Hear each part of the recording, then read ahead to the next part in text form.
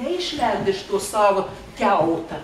Ir Ana nemata, kad tai nuo manos atrodo, bieškį galvą iškeša, ne, ir pas mus irgi parke visokių tų sraigių, vynuoginių tokių didelių, į mažesnių tų sraigių, į kiti valga sraigės, žinokit, ir aš valgiau sraigės, visai neseniai buvau Vilnių parodo, ir pas mus Lietuvoje augintas vietinis sraigės, ir labai skanę padara, su sveistuku, visokių sumuštinokų, kaip sako, vaje, nevalgius, ne per omžius tus sraigėlį, bet skonis į tarp grybą panašaus, jeigu nu grybus valgot žuvelį, nu jis skaneliai, skosnėlis, kas iš tos sraigės tirbeliai.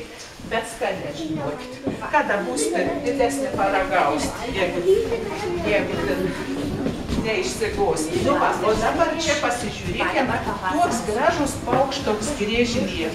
Ants mažylėlis, čia tik išdėdės.